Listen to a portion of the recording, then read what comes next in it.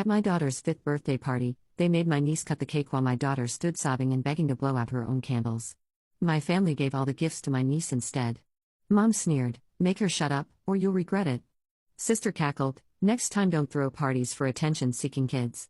Dad spat, "Stop being dramatic, it's just one stupid party." I packed up my sobbing daughter and left without a word, but my response 2 days later shocked them all. I never thought I'd be the type of person to post on Reddit about family drama, but here I am at 2 a.m., still shaking with rage 2 days after what happened at my daughter Nora's 5th birthday party. I need to get this out before I lose my mind completely. Let me start from the beginning. I'm Denise, 28, single mom to the most beautiful, sweet little girl in the world. Nora's father isn't in the picture. He decided being a dad wasn't for him when she was 3, so it's just been us against the world for the past 2 years. My family has always made comments about my poor choices and how I'm struggling as a single parent, but I've worked my ass off to give Nora everything she needs.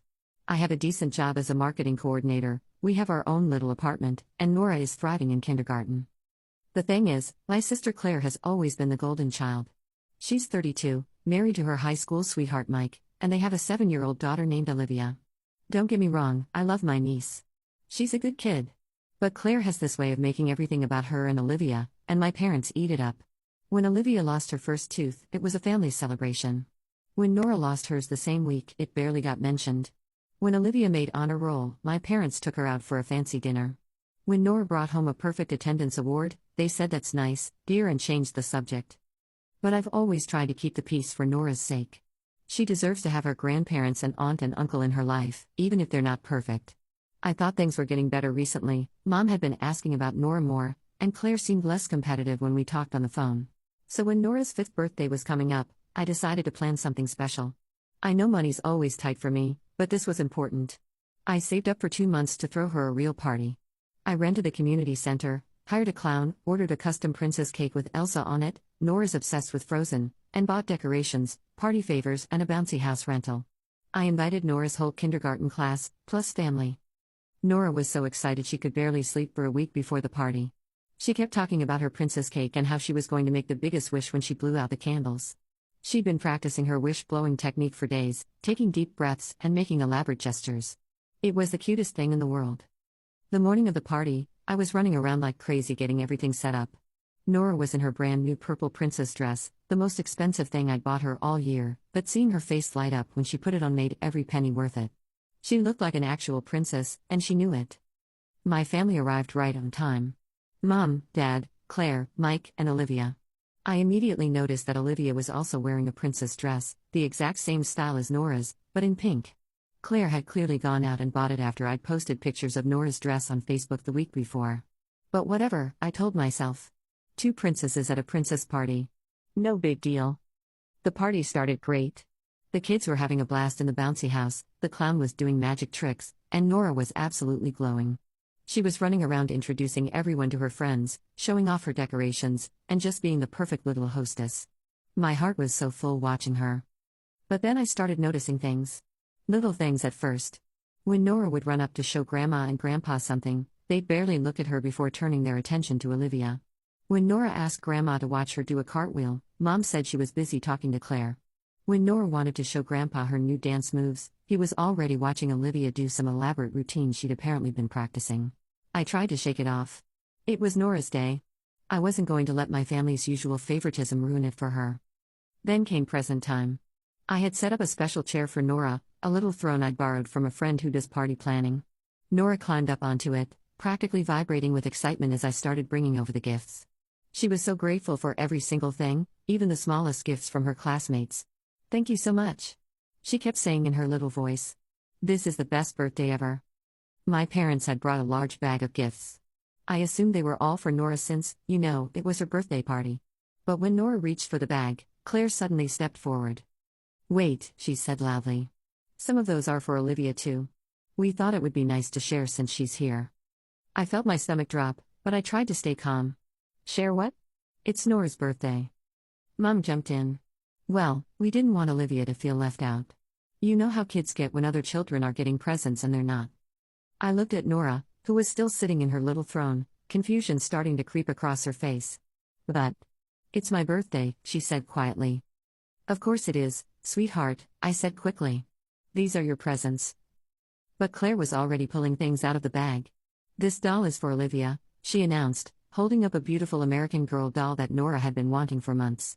I knew because I caught her looking at the catalog every time we went to the library. "And this art set is for sharing." Nora's face crumpled. "But Mommy, that's the doll I wanted. I showed it to Grandma last time." Mom's voice was sharp. "Nora, don't be greedy. Sharing is caring." I felt my blood pressure rising, but I tried to keep my voice level. "Mom, it's her birthday party. These presents should be for her." Dad scoffed. "It's not going to kill her to share. She's got plenty of other presents." But they weren't done. Claire kept pulling things out and dividing them up. The craft kit I'd seen Nora admiring? "This is perfect for Olivia, she's really into arts and crafts." The book set? "Olivia's reading level is higher, so she'll get more use out of these." The board game? "This is better for sharing anyway." Nora was trying so hard not to cry, but I could see her little chin trembling. She kept looking at me with these confused, hurt eyes, like she couldn't understand why this was happening on her special day. "It's okay, baby," I whispered to her. "You still have lots of other presents." But the damage was done. Even the gifts from my parents that were for Nora came with caveats. "Make sure you share this with Olivia when she comes over. This is nice, but don't get it dirty. Remember to thank Grandma and Grandpa properly." Then came cake time, and this is where everything went completely to hell. I had spent so much money on this cake. It was a work of art, 3 layers, covered in blue and white frosting with edible glitter and a perfect fondant Elsa on top. Nora had been talking about this cake for weeks. She'd been practicing her birthday wish and asking me every day if it was time to blow out the candles yet. I carried the cake out, all 5 candles lit, while everyone sang happy birthday. Nora was bouncing in her seat, clapping her hands, her eyes wide with wonder. This was the moment she'd been waiting for. I set the cake down in front of her and started to hand her the knife to cut the first piece, with my help, obviously. But then Claire stepped forward. "Wait," she said. "Olivia should help cut the cake. She's older and she's better with knives."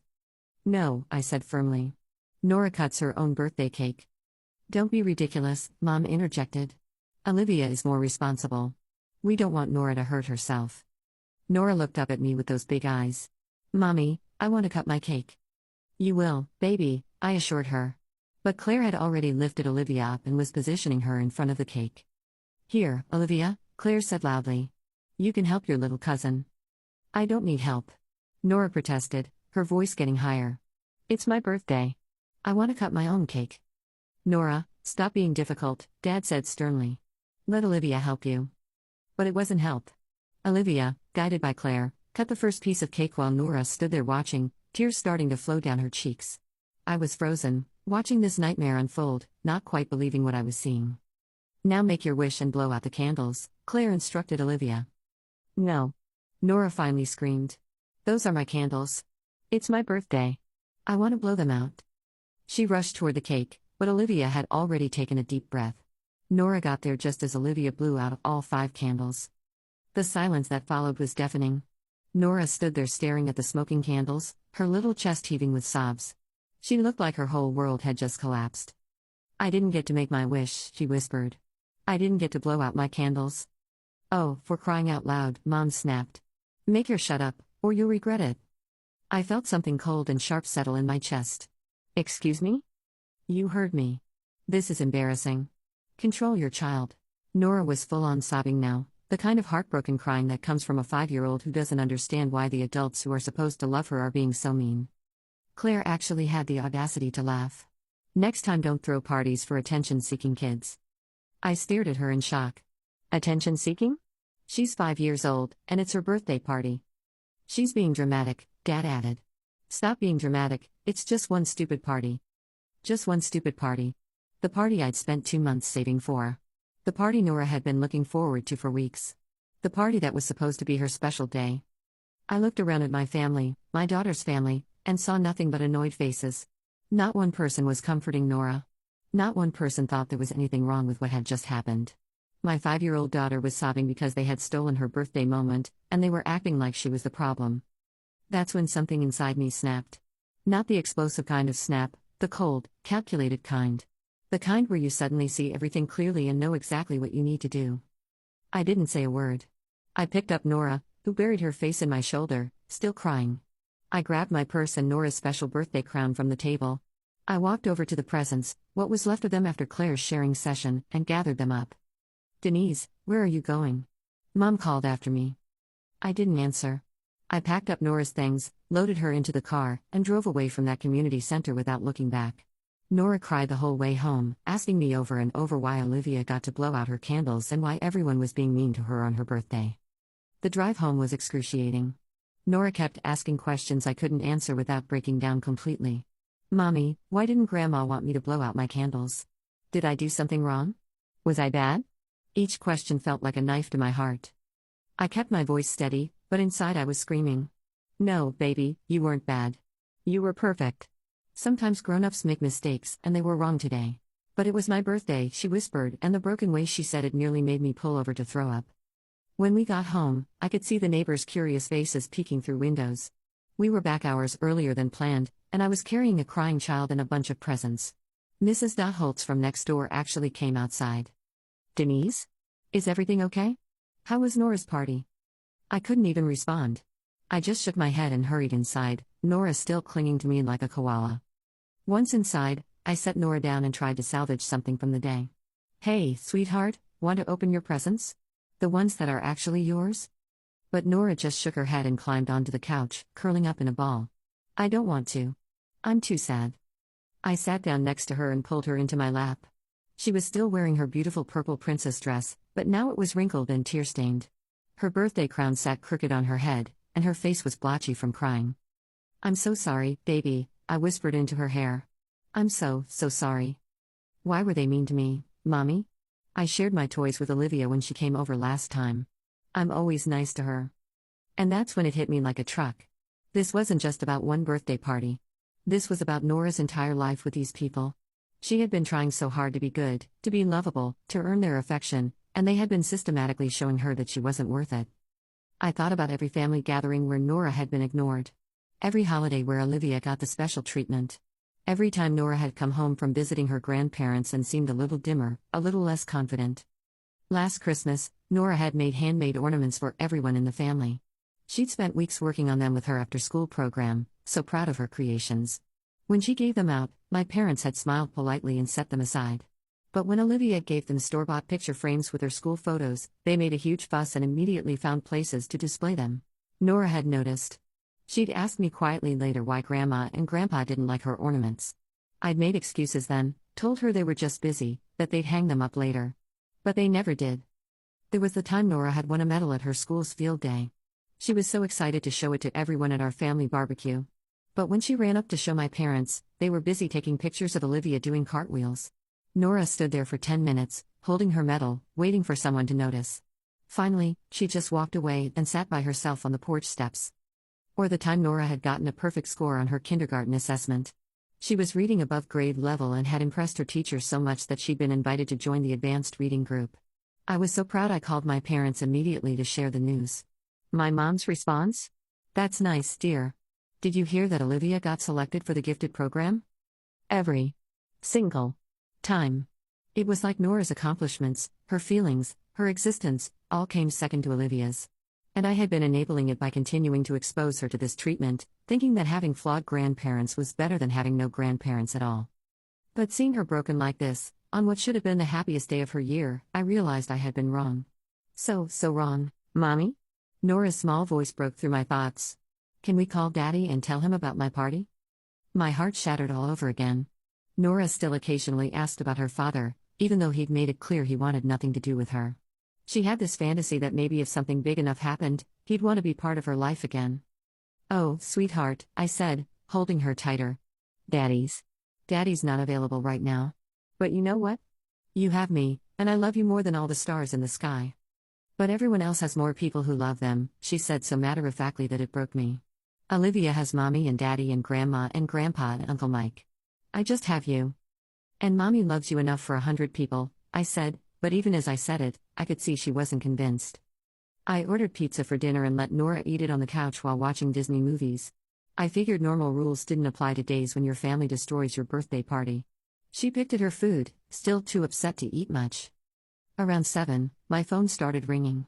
First Claire, then my parents. I sent every call to voicemail. By the time Nora's bedtime rolled around, I had 14 missed calls and twice as many text messages. I helped Nora out of her princess dress and into her favorite pajamas, the ones with the unicorns. As I was brushing her teeth, she looked at me in the mirror. "Mommy, are we going to see Grandma and Grandpa and Aunt Claire again?"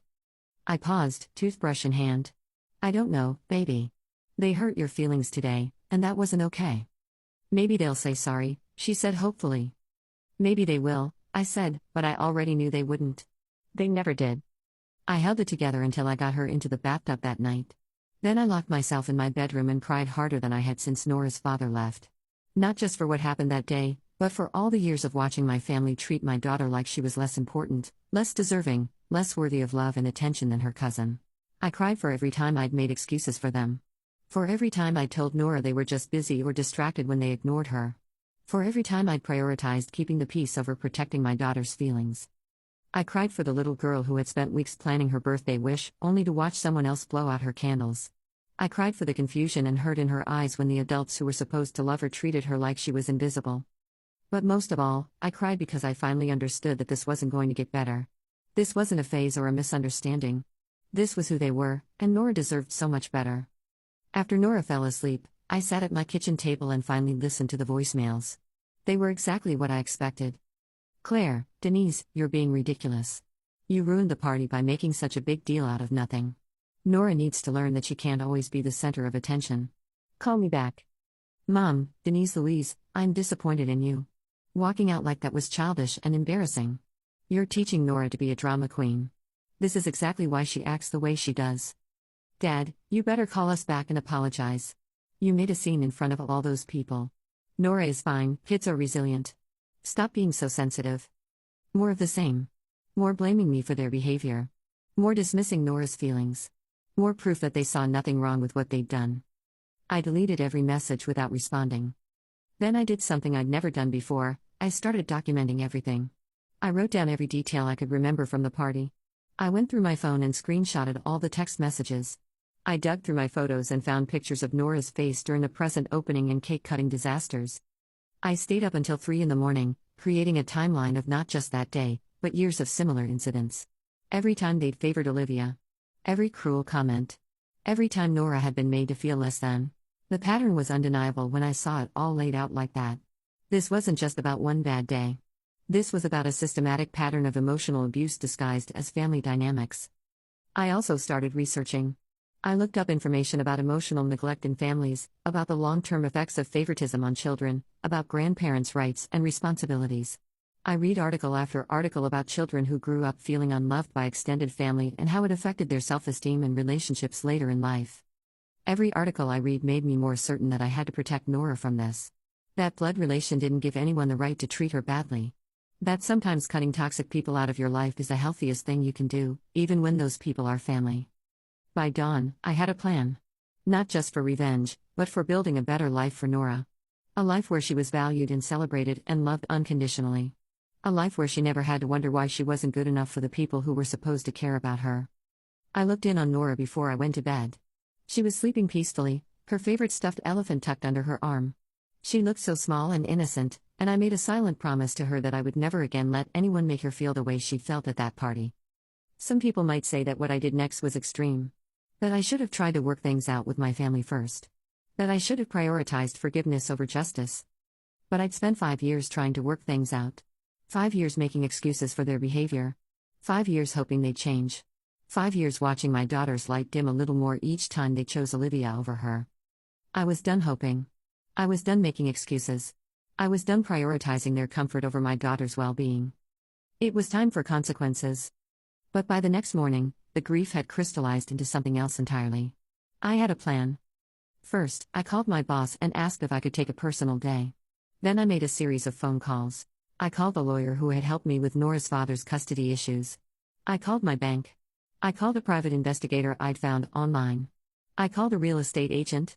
I called Nora's school.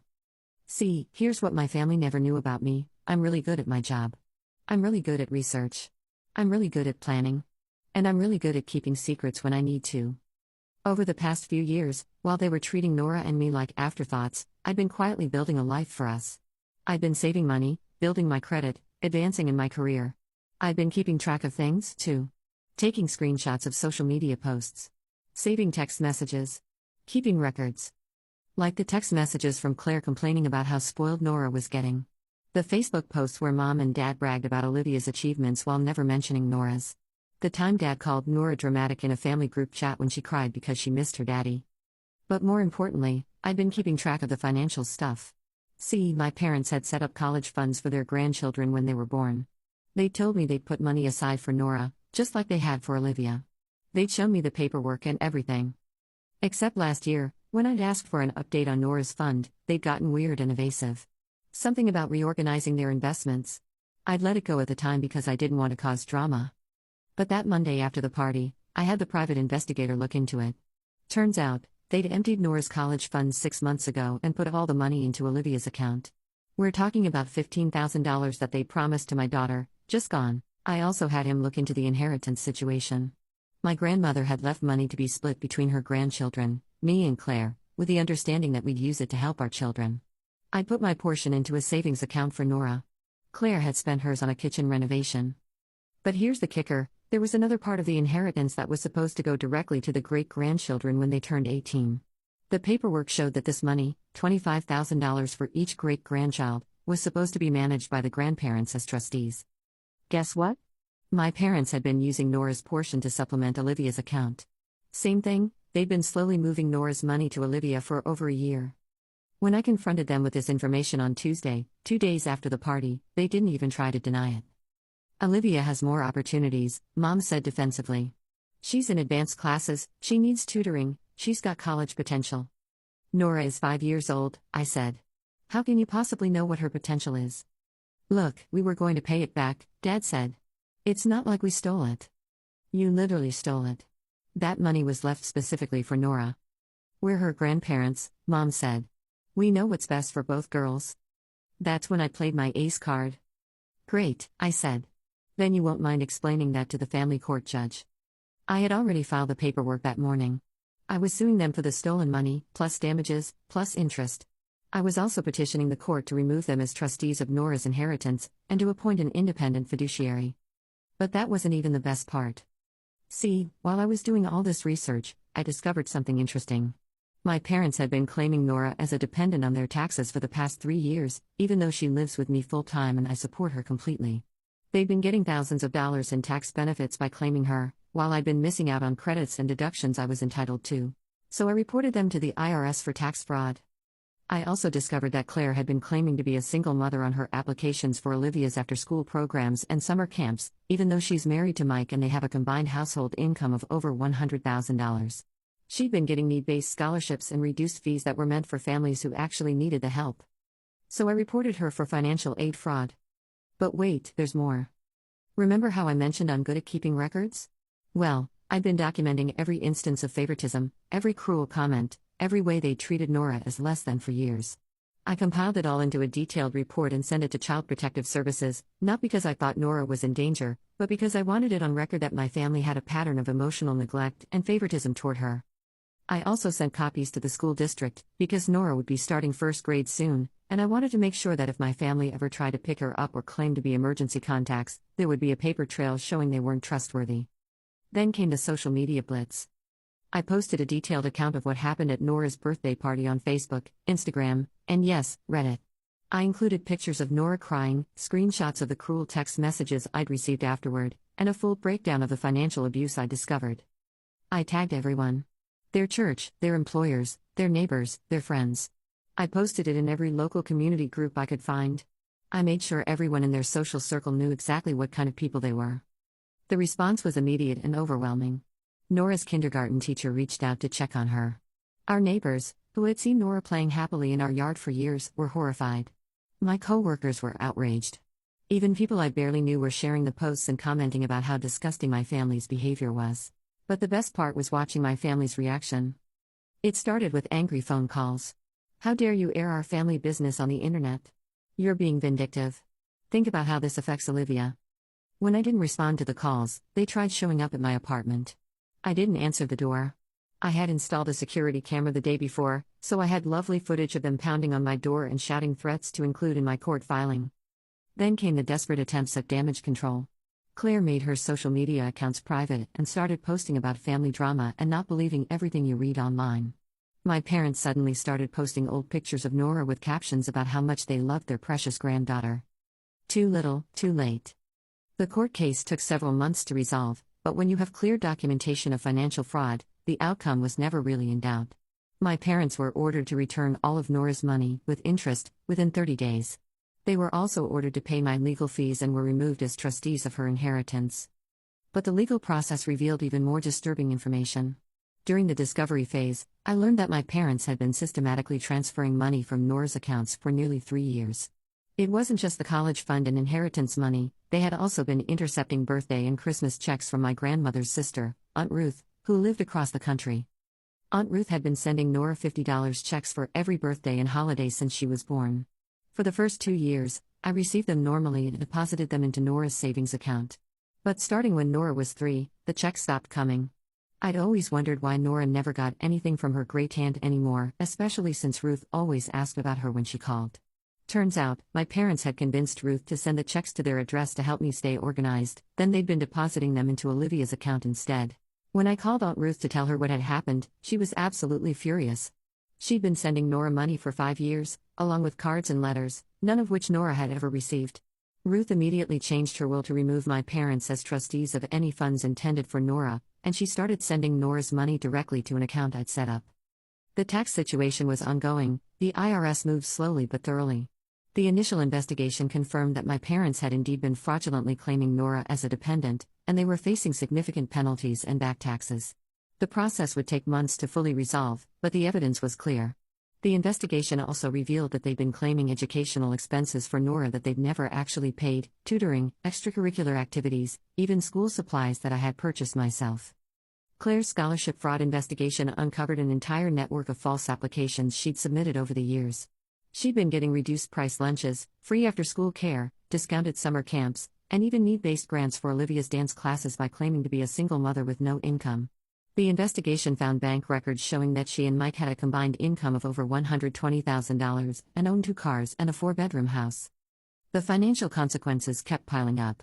Claire had to pay back thousands in fraudulent benefits, plus penalties. Several organizations permanently banned her family from their programs. Mike's employer, a large accounting firm, quietly let him go when they learned about his involvement in the tax fraud schemes. But the social consequences were even more devastating for them. My Facebook post about Nora's birthday party had been shared over 800 times within the first week locally, and the story had caught the attention of several regional parenting groups. The community center where we'd held the original party issued a public statement supporting Nora and offering free services to other families who'd experienced similar situations. My parents' church, where they'd been active members for over 20 years, asked them to step down from all leadership positions. The pastor, Pastor Williams, actually called me personally to apologize and ask if there was anything the church could do for Nora. Several church members reached out to offer support and resources. Claire's employer, a small local law firm where she worked as a paralegal, terminated her employment after the fraud investigations became public. In a tight-knit professional community like ours, word travels fast about dishonesty. She's been struggling to find work in the field since. Dad faced pressure at his engineering firm when several clients became uncomfortable with the negative attention. While they didn't fire him outright, they made it clear that early retirement would be welcomed. He took the hint. The ripple effects extended to Olivia's activities and social life too. Parents at her school became wary of Claire and started excluding their family from playdates and social events. Olivia, who had always been popular and well-liked, suddenly found herself isolated as parents questioned whether they wanted their children around a family with such questionable values. I actually felt bad for Olivia in all this. She was just a kid, and none of this was her fault. But I also knew that protecting Nora had to be my priority, and sometimes innocent people get hurt when adults make terrible choices. But honestly, the legal stuff wasn't even the most satisfying part. The most satisfying part was what happened at Nora's makeup birthday party. See, after all the social media posts, I was contacted by dozens of people who wanted to do something special for Nora. Other parents from her school, neighbors, co-workers, even strangers who had seen the story online. A local bakery offered to make Nora a new birthday cake for free. A children's entertainment company donated a clown and face painting. A bounce house rental company provided a bouncy house. Nora's classmates' parents organized a gift drive. A local event hall that specialized in children's parties heard about what happened and offered to host a makeup party for free in their beautiful princess-themed room. Local businesses donated decorations, party favors, and even a professional photographer to capture the day. But the best part was that Nora got to invite whoever she wanted. She chose her classmates, her teacher, our neighbors, and a few family friends. Not one person from my biological family was invited. The makeup party was everything the original party should have been. Nora was the center of attention in the best possible way. She got to cut her own cake, blow out her own candles, and make her own wish. She received so many gifts that we had to make multiple trips to load them into the car. But what made the day truly special wasn't the material things. It was watching Nora's confidence bloom again. Mrs. Hale, her kindergarten teacher, made a special speech about what an amazing student Nora was. The bakery owner who donated the cake presented Nora with a special Princess Baker apron and invited her to help decorate cupcakes at the shop sometime. The photographer who volunteered his services was actually a friend of one of the parents from Nora's class who did family photography as a side business. He spent extra time making sure Nora felt like a real princess. He set up a special photo booth with props and backgrounds, and Nora giggled and posed like she was doing a magazine shoot. Those pictures still hang in our living room, and every time Nora looks at them, she beams with pride. But the moment that really got to me was when Nora stood up in front of everyone to give a little thank you speech. She was so poised and grateful, thanking everyone for coming and for making her feel so special. Then she said something that made me tear up. I used to think I wasn't important enough for a real birthday party, but now I know I have so many people who love me. The local newspaper even did a story about it, calling it "Community Comes Together to Give Little Girl the Birthday She Deserved." The story included details about what my family had done and how the community had rallied to make things right. The article was picked up by a few regional parenting websites and blogs. The attention led to even more wonderful opportunities for Nora. A local children's theater group invited her to audition for their upcoming production of Cinderella. A dance studio offered her free lessons. The public library asked if she wanted to be part of their reading program for advanced young readers. Nora thrived with all the positive attention. She started talking about her real friends and her chosen family, the people who had shown up for her when she needed it most. She began to understand that love isn't about blood relation, it's about how people treat you and make you feel. Meanwhile, the aftermath of going viral continued to impact my biological family in ways I hadn't expected. The story had legs, and it kept growing.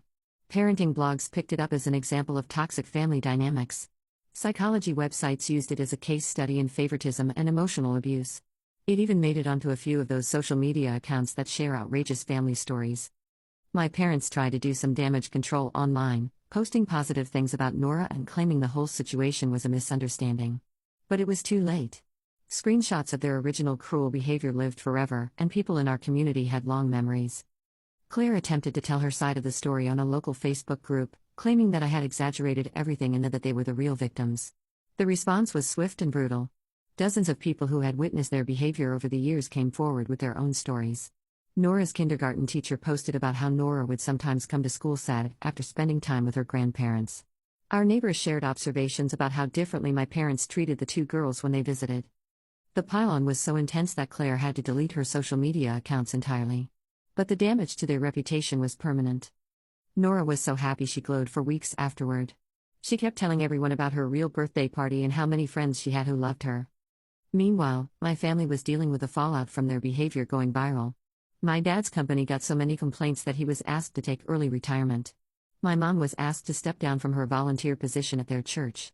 Claire lost her job when her employers saw the posts about the fraud investigation. They tried to blame me for ruining their lives, but I reminded them that I didn't make them steal from a 5-year-old or treat her badly at her own birthday party. I just made sure there were consequences for their actions. The best part? Nora doesn't miss them at all. She occasionally asks about Grandma and Grandpa, but when I explain that they needed to go away for a while because they weren't being nice to her, she just shrugs and goes back to playing. She's happier, more confident, and more secure knowing that the people in her life actually love and value her. It's been 8 months now since the party incident, and the legal processes are finally wrapping up. The IRS investigation concluded with my parents owing substantial back taxes and penalties. The court cases have been resolved in Nora's favor. They've sent letters, cards, gifts, and even showed up at Nora's school, which resulted in a restraining order. They claim they've learned their lesson and want to make things right. But here's the thing about consequences, they're not just about punishment. They're about showing people that their actions matter, that their behavior has real effects on real people. Nora is thriving without them. She's made new friends, discovered new interests, and learned that she deserves to be treated with love and respect. She's not going to grow up thinking it's normal for family members to treat her as less important than other children. And me? I learned that I'm stronger than I thought I was. I learned that sometimes the people who claim to love you are actually the ones hurting you the most. I learned that chosen family is often better than biological family. Most importantly, I learned that standing up for your child, even when it's hard, even when it's messy, even when it means losing people you thought you needed, is always the right choice. My family destroyed Nora's 5th birthday party, but in doing so, they gave me the clarity I needed to build a better life for both of us. They thought they were teaching Nora her place in the family hierarchy, but instead they taught me that some people don't deserve a place in our lives at all. Nora's 6th birthday is coming up in a few months, and we're already planning something amazing. Just her real friends, the people who actually care about her, celebrating the incredible little girl she is. And my biological family? They can watch from the outside, knowing they threw away their relationship with an amazing child over their own petty favoritism and cruelty. Sometimes the best revenge isn't getting even. Sometimes it's just living well without the people who try to drag you down. Nora is happy, healthy, and loved. She knows her worth. She knows she deserves good things. She knows that the people in her life think she's special and important. That's not revenge. That's justice. And honestly, that's all I ever wanted for her anyway.